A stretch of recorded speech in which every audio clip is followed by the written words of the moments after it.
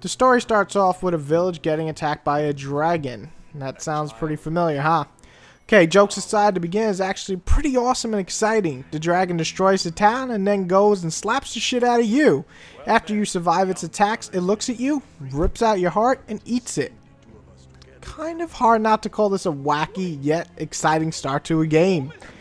As Mr. No Heart Man continues his journey, you begin to learn that you are an arisen. You have to find the dragon and get your heart back, or at least try to find out why you're still alive without a heart.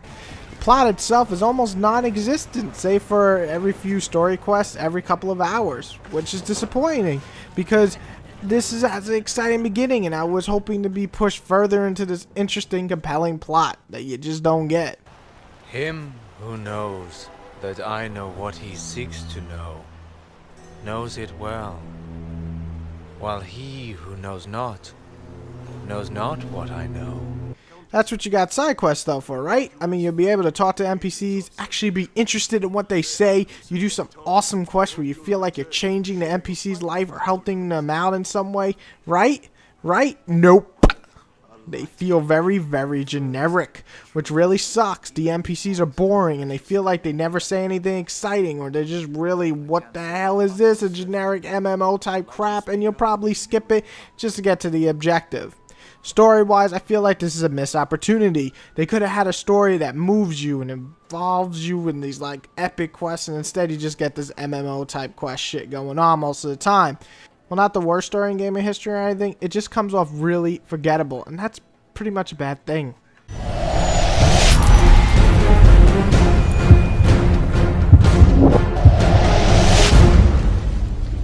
Graphic-wise, this game just feels like a mixed bag. On one hand, you have this wonderful, colorful world to explore. The effects can range from cool looking to, oh my fucking god, I just dropped a rainstorm of meteors or created this ice storm. Lighting monsters on fire and see gigantic beasts actually on fire and running around all crazy. Looks awesome and more importantly, funny. The armor is decent enough and you can go into decent customization with different armors and weapons, which is nice. Of course, with the good you have to have some of the bad, right? Pop-ups like crazy, character models for NPCs look mostly like shit, weird as hell animations at times, tons of clipping, which usually isn't a problem for me. But when you got a gigantic troll getting stuck in a wall, it takes away from the freaking game and it makes it look funny. And you're just standing there slashing the troll while he's stuck in a wall and you're just like, what the hell? Also, frame rate seems to have a little bit of a problem most of the time. Still, the lush environments and the crazy looking effects make it a plus in my book. I enjoyed the design of this game a lot.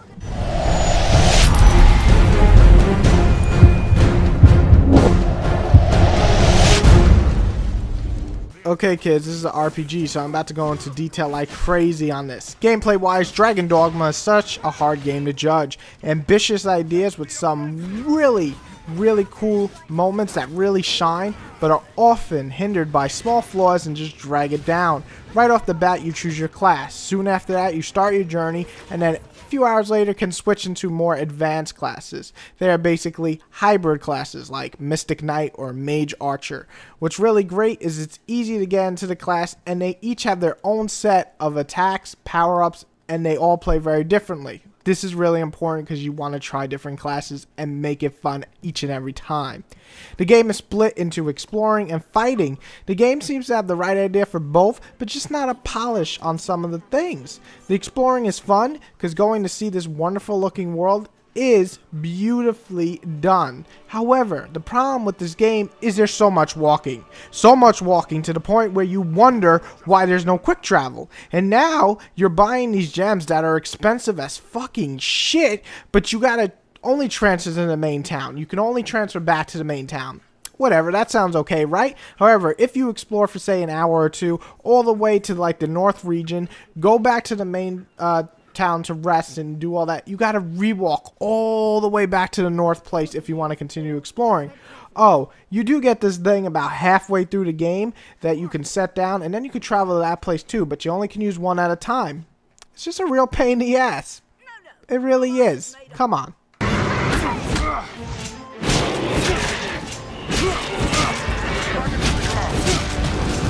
On the better half, the combat is a blast most of the time. Besides a few crazy events, when you climb up a monster and for some reason you get stuck on them and you can't let go, or go through him, or miss a grab despite you grabbing onto his face, the gameplay, though, in combat shines. Quick, fast, and fun. That's the key. Each class will give you a different feel, but I stuck mostly with my sword and shield. I love the feel of the shield being protective, yet you can use it to hurt enemies or just kind of stun them. And the sword attacks range from wide slashes to sticking it right into the monster's stomach and twisting it. It's just beautiful. Or just an upward slash. There's all different ones you can mix and match with. There's a ton of attacks you can learn, and then you can also get these abilities, which for each class has their own abilities, say like more strength or quicker movement, so on. And then you can mix and match those with different classes. So it really does make it interesting, and you really are making your own hybrid character. Unless you play every single class and get everything, then you're fucking crazy. The game will offer a decent challenge, giving you some tough enemies, while others making enemies look just laughable. I don't usually mind this, but when a dragon one-shots me and I have to restart like 20 minutes, it's really annoying. An indication of some sort to tell me that there's a big fucking dragon over there is going to kill me in one shot would be nice. However, the exploring is there for a reason, so explore, as they say.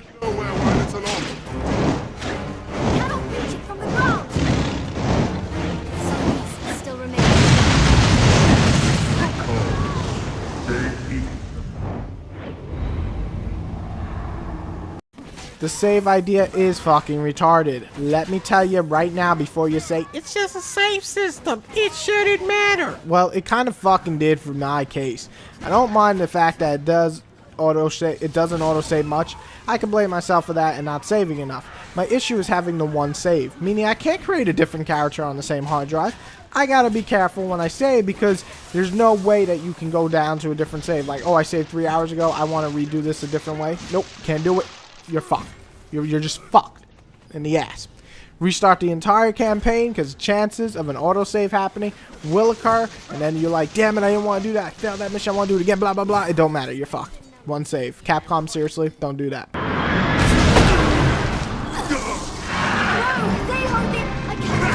Fighting normal baddies is fun, but the true funness comes from the big bad beast. Jumping on the back of a monster and climbing them and slashing them till they fall to the ground is so much fun. The big monsters like Cyclopses and Griffins can really be exciting. I gotta say, I was impressed with all the different movements they do. Plus, on top of that, the challenge of them just hitting you 3 times and you're fucked. Makes it challenging and you're always on your feet. It's like an adrenaline rush.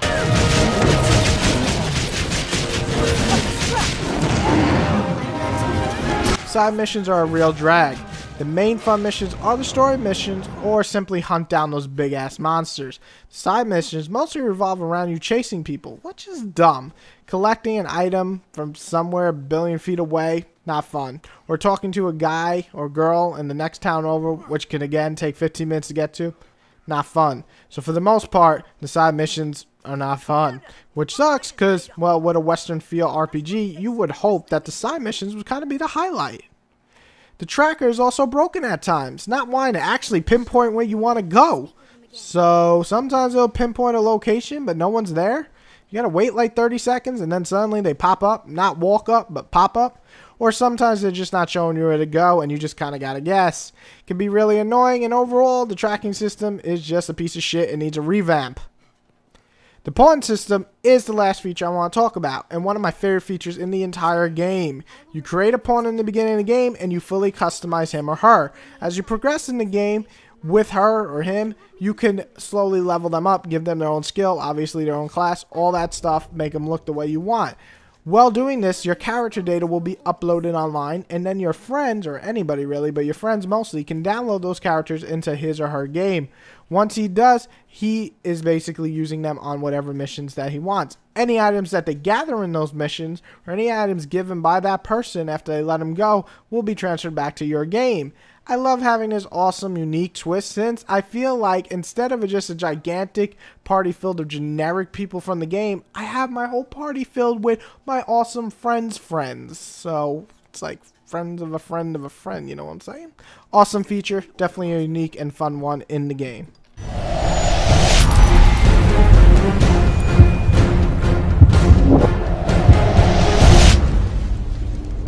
if you're still somehow with me in this review, God bless you, and really this is probably the most in-depth review I went with because there's a lot of good and bad. But let's say this, I enjoy Dragon's Dogma most of the time. I really would get frustrated at the amount of bullshit walking. I mean, I feel if I walked in real life as much as I do in this game, I'd be like the skinniest freaking human alive. I also really hated the tracker, for it didn't want to work at times. And I also got bored with barely any story to keep me motivated at times.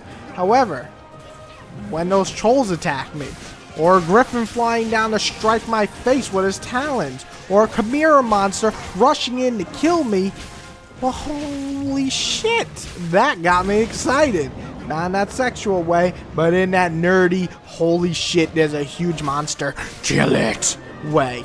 And hey, that's what we play games for, right, my nerds? To have memorable, fun moments. The game offers a ton of content, on top of even more content coming with tons of more missions eventually in DLC form. So this game, content-wise, will give you hours upon hours upon hours of crazy amount of hours of gameplay.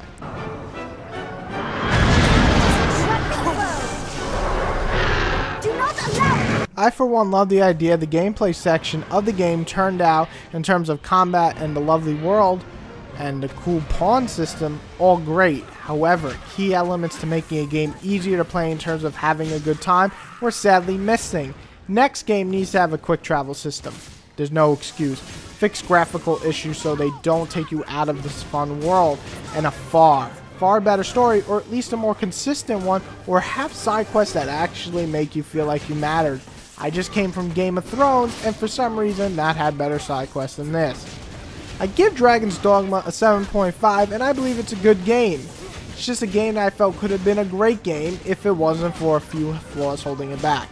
However, if you're looking for a fun and exciting Monster Hunter, not the game Monster Hunter, but hunting monsters, you're really going to enjoy this type of game. But anybody looking for more in-depth, more deeper, more story-driven, it's all missing here. And just get ready to walk a lot. Jenny Craig should totally, sponsor this shit.